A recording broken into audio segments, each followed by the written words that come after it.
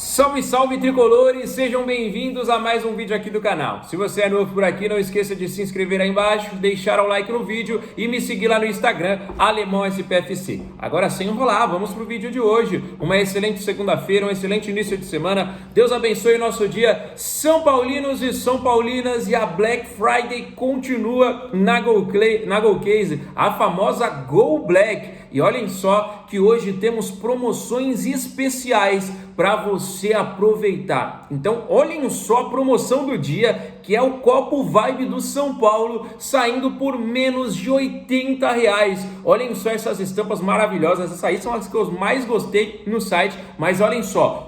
Corra para aproveitar, porque a promoção é por tempo limitado e enquanto durar o estoque. Tem algumas cores, alguns modelos que já estão esgotados. Então você vai adquirir aí o seu copo Vibe do São Paulo por menos de R$80. E se você quiser ter mais descontos ainda, utilize o cupom Alemão. E olhem só, rapaziada, esse cupom ele é válido para compras acima de R$99. Então adicione aí uma capinha também do São Paulo, personalizável, para você ter descontos exclusivos na GoCase com o nosso cupom. Fechado? Rapaziada, vamos para as notícias, né? Estamos tendo algumas partidas da data FIFA, jogos adiantados e atrasados do Campeonato Brasileiro. Enquanto isso, né, tivemos aí, por exemplo, o Atlético Mineiro, que poderia ter ultrapassado o São Paulo, mas vacilou. Perdeu para o Bragantino, empatou com o Fortaleza, mas o próprio Bragantino, neste momento, ultrapassou o São Paulo. Com um jogo a mais, é verdade,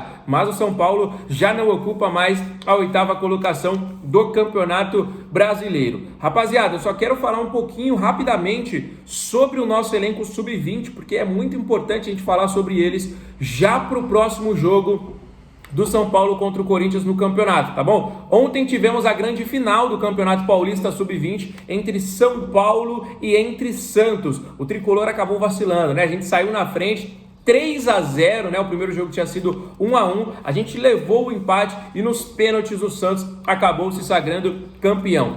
2 gols dos 3 que o São Paulo marcou no tempo normal foi do Luca, né? O Luca Alencar, que já tem até gol pelo profissional, campeão da Copinha no início do ano, um garoto muito pedido pela torcida são paulina, de velocidade, habilidade, deve estar relacionado para o próximo jogo de quinta-feira contra o Corinthians pelo Campeonato Brasileiro, tá bom? O Luca tá crescendo muito de rendimento, já vem pedindo espaço faz muito tempo, né? Como eu falei, lá no início do ano, titular, campeão da Copinha, entre altos e baixos, oportunidades e voltando também para o Sub-20, agora parece que vai engrenar. Já está junto com o time profissional, né? Ele jogou no Sub-20 ontem, mas hoje, a partir de hoje, está junto com o time profissional e deve ser relacionado para a próxima quinta-feira. Outro nome de destaque é o do Nicolas Boshardt, que recentemente renovou o contrato com uma multa milionária de mais de 400 milhões de reais, lateral esquerdo de apenas 18 anos de idade, titular também das categorias de base do São Paulo e também deve ter oportunidades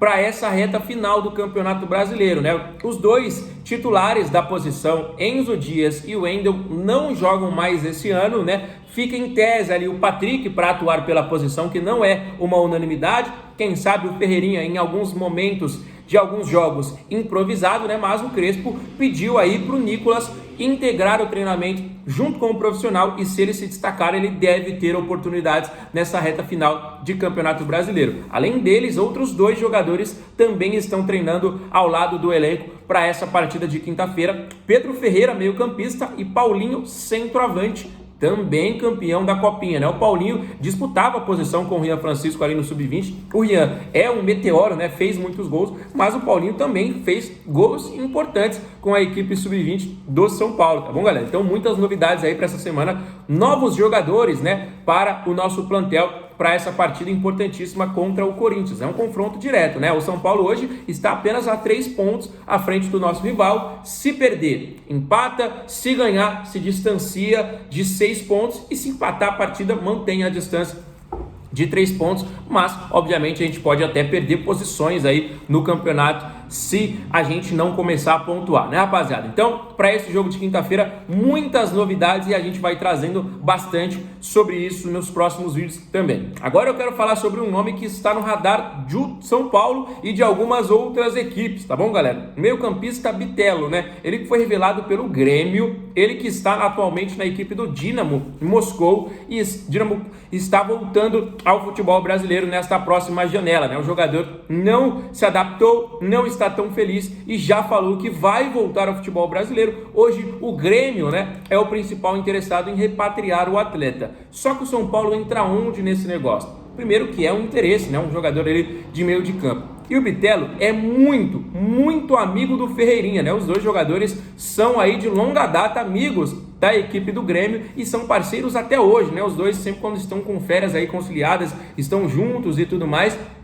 E o São Paulo tenta utilizar uma ligação do Ferreirinha para tentar convencer o Bitelo a jogar no tricolor em 2026. Como eu falei, o principal interessado é o Grêmio, o clube que o revelou. Depois o Grêmio vendeu, ganhou dinheiro, né, indo do Grêmio para a equipe do Dinamo. O Bitelo foi para lá e agora está voltando ao futebol brasileiro. E o Ferreirinha pode ser um triunfo importante na negociação, já que eles são bem amigos, né? E o Ferreirinha pode fazer aí esta ligação para o Bitelo ser jogador do São Paulo em 2026. Deixa aí nos comentários, né, que hoje a gente está apenas trazendo o nome, né? Mas a gente vai falar bastante com certeza sobre isso daqui para frente, daqui para o fim do ano, né? E obviamente, né, será o período de contratações do São Paulo, já que em janeiro já começa Paulista, já começa Brasileiro, a temporada 2026 vai pegar fogo e vai começar bem antes do que a gente está acostumado. Então, os reforços, galera, para 2026 vão chegar aí para dezembro, tá bom? Então já vai se acostumando,